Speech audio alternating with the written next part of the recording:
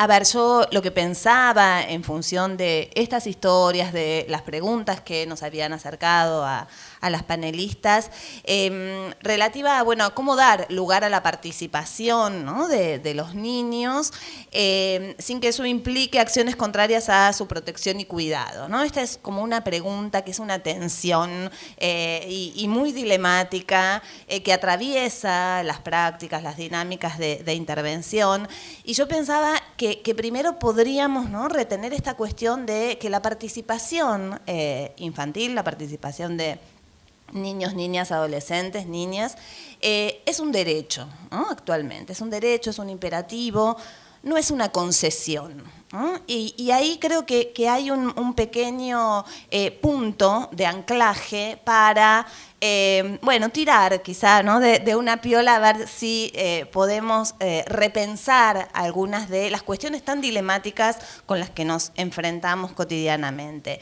Esto es, que no sea una concesión, quiere decir que no es una suerte de acto magnánimo de quien tiene el poder y permite la participación, ¿sí? Claro, nos enfrenta a la pregunta respecto de cómo hacer lugar, cómo materializar, cómo evitar que la participación infantil quede reducida, limitada al acto formal, al rito, ¿no?, el rito formal, el artículo, la audiencia del 12, ni a un espacio acotado de participación infantil legítima, la asamblea, el parlamento y ya, ¿no?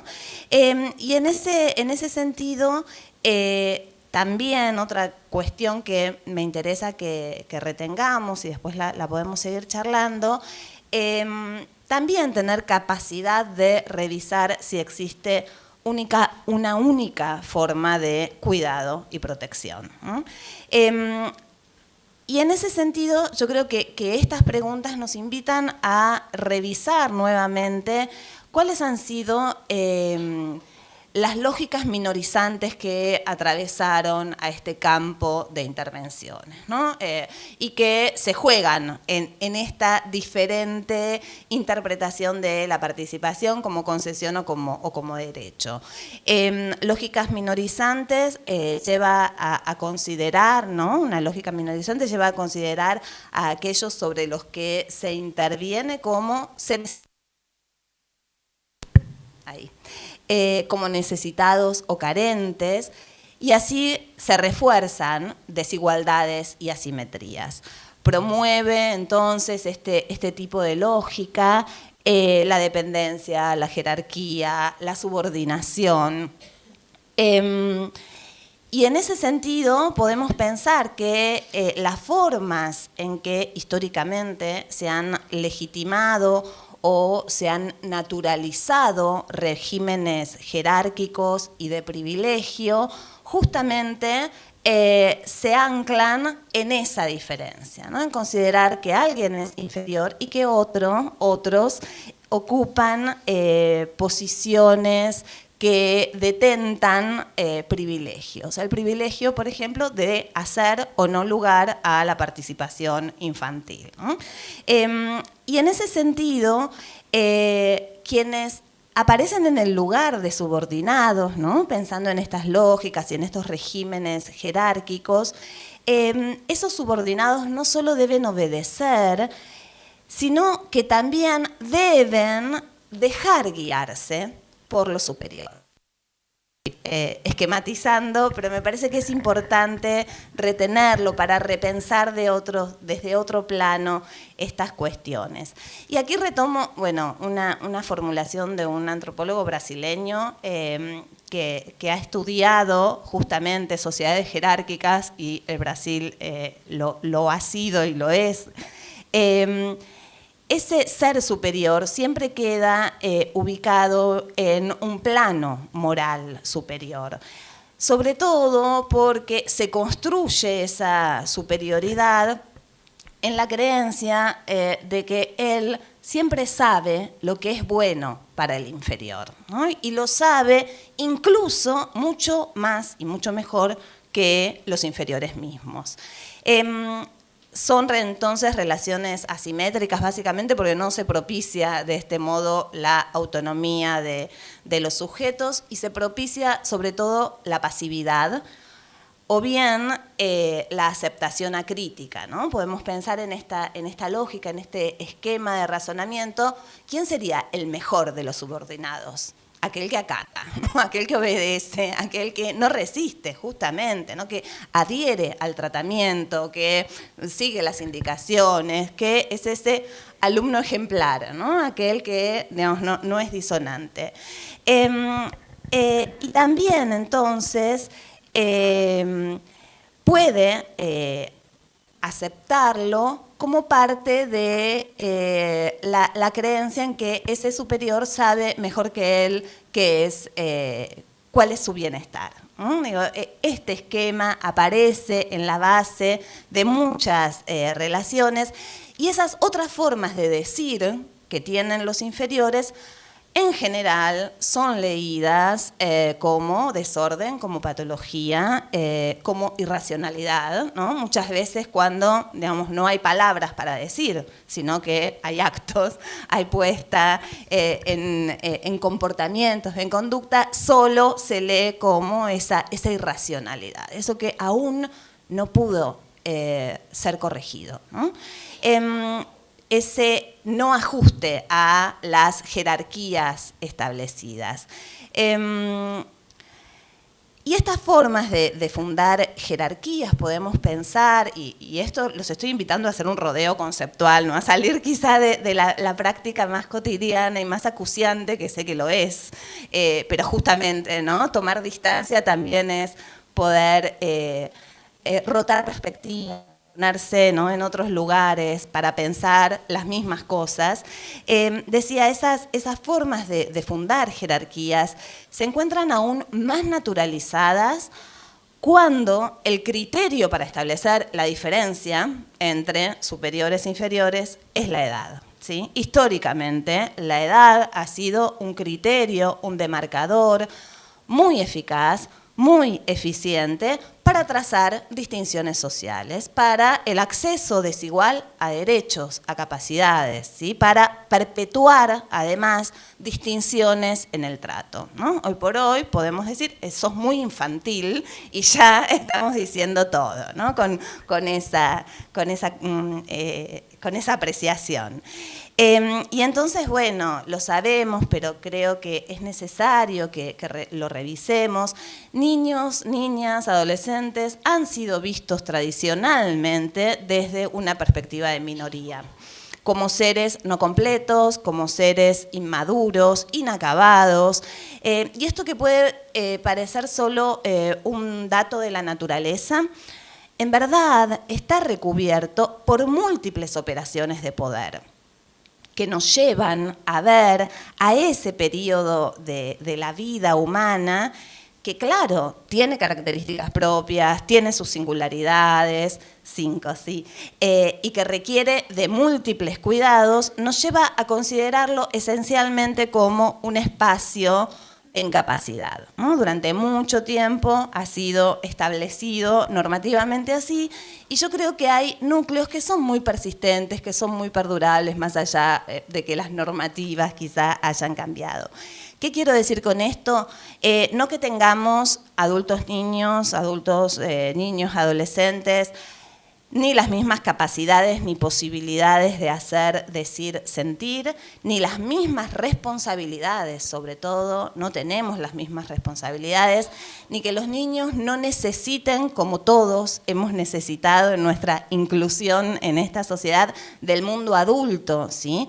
Sino que me parece importante remarcar que la forma predominante en nuestra sociedad para entender la infancia, ha hecho hincapié en la inmadurez, en la irracionalidad, en la incapacidad, y eso permitió que se desplegara esa lógica minorizante de la que hablamos en relación con los niños, ¿sí? Que en lugar de verlos como seres racionales, completos y acabados, ¿sí? Los considero fundamentalmente como seres inferiores, ¿sí? Como adultos que aún no lo eran.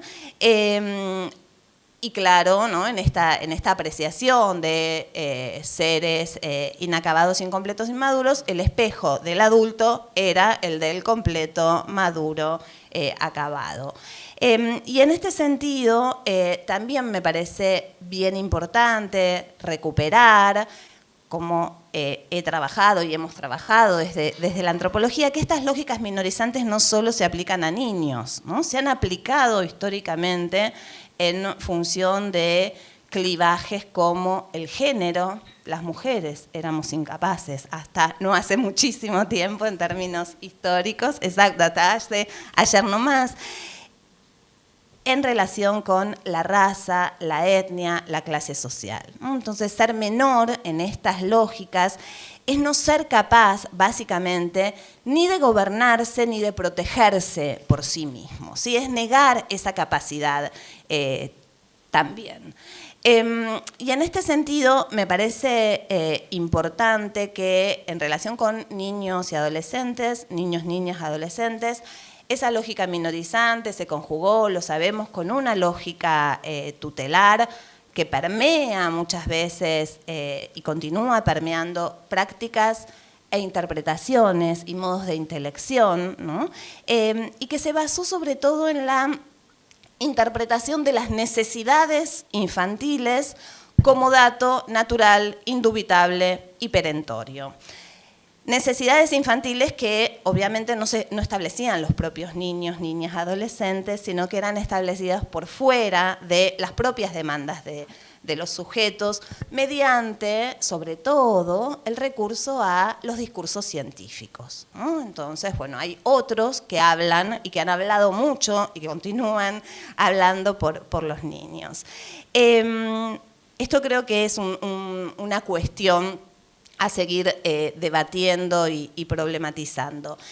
Y sí, ya para finalizar, porque estamos en tiempo, me parece interesante que podamos cuestionar también este tópico que se ha hecho tan popular, que se ha popularizado, vulgarizado, el tópico de dar voz a los niños, ¿no? Porque ahí también, nuevamente, nos colocamos en ese lugar de superior que da voz, que escucha.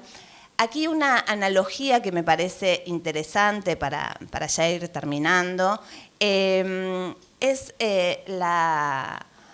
bueno, porque justamente es la analogía con la antropología, ¿no? ¿Cómo es nuestra labor como antropólogos, nuestro oficio como antropólogos, como antropólogas? Y hacía esta asociación recién cuando hablaba, porque claro, durante muchísimos años, los pueblos dichos, llamados primitivos, ¿a quiénes se equipararon? A los niños, claramente, eran la infancia de la humanidad, ¿no? Y Occidente, ¿sí? Ese Occidente que avanzaba con una política colonialista, imperialista, de expoliación de recursos, de modificación absoluta de las condiciones de vida y las creencias de esos pueblos, ¿no? Se erigía como la adultez, ¿no? La cima de la civilización y demás. Entonces pensaba, esa analogía es que en nuestra disciplina mucho se ha debatido justamente sobre ese origen, ¿no? Bastante vergonzoso, que fue muy cuestionado por etnocéntrico, ¿no? Porque se escuchaba lo que uno, ¿sí? Quería escuchar, lo que los antropólogos del imperio querían escuchar y se interpretaba, ¿no? Con las coordenadas conceptuales que estaban disponibles. Y durante mucho tiempo la misión de la antropología fue algo así como, por un lado, el rescate, ¿no? y sigamos con las analogías,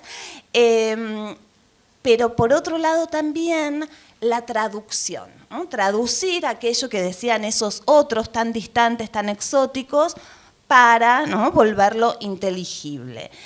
Y en un punto lo que se ha podido llegar a partir de sucesivas críticas, también, ¿no? En un proceso que siempre es inacabado e incompleto, estos procesos son inacabados e incompletos, es que más que traducción, lo que tenemos que habilitar las antropólogas son espacios de conversación con esos otros.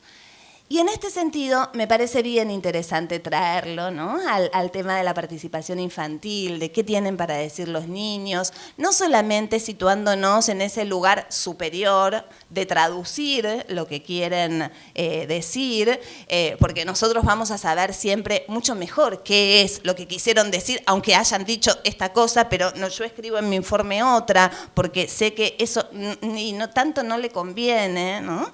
Y sí podamos hacer, como en el caso del árbol de los afectos, como en el caso de las prácticas cotidianas que se desarrollan aquí y en tantos otros lugares, conversaciones, diálogos, poder situar a los niños como interlocutores. Bueno, muchas gracias.